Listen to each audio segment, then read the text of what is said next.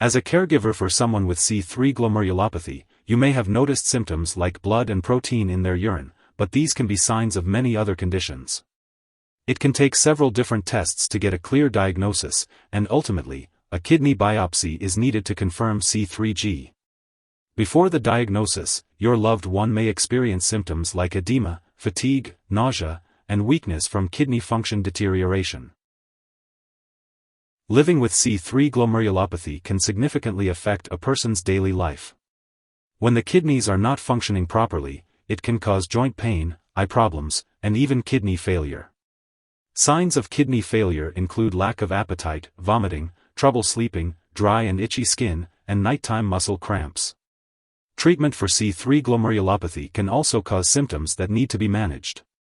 Some cases can be triggered by autoantibodies, which are immune system proteins that mistakenly attack your own tissue. This type of treatment puts the person at higher risk for infections, so it's important to encourage good hygiene and watch for signs of sickness.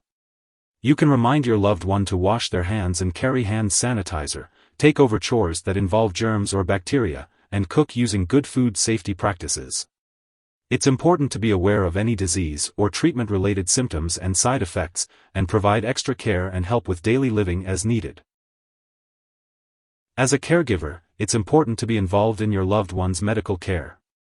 You can help by attending doctor's appointments with them and keeping an eye out for any changes in their health.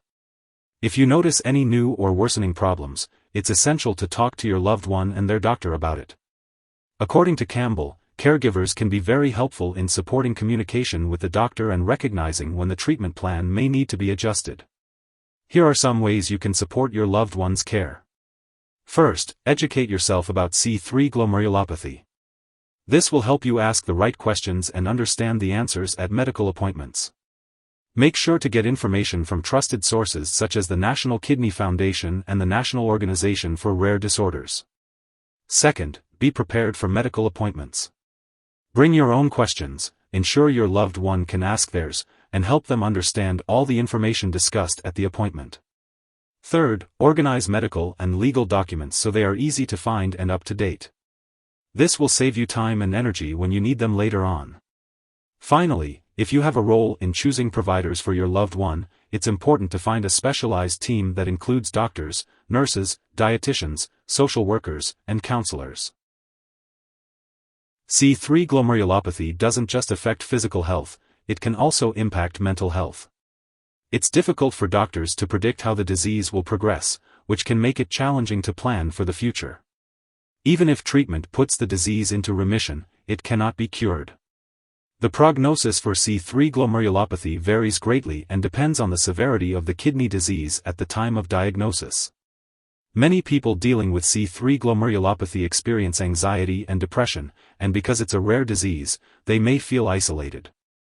This is why mental health care and a strong support network, including healthcare providers, friends, family, and others with the condition, are crucial.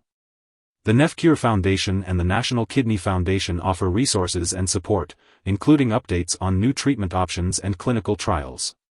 Support groups and patient and family forums through organizations like NephCure can also be very beneficial. Now, let's talk about caregiver burnout. This can happen when you're caring for a loved one but not taking care of yourself. Burnout can make you feel emotionally and physically exhausted, withdraw from family and friends, be irritable, lose your appetite and weight, get sick often, and change your sleep patterns. If you have these symptoms, there are some ways you can begin to take better care of yourself. Seek out support from other caregivers. People with experience caring for a loved one can offer insight and understanding that you will find beneficial. Accept offers of help.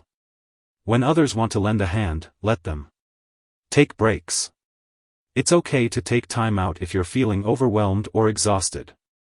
Take care of your own health. Exercise, eat a healthy diet, stay on top of routine preventive care appointments for yourself, and fit a little fun into your schedule when you can. Get professional help when you need it. If you do recognize signs of burnout, consider getting a counselor or therapist for yourself.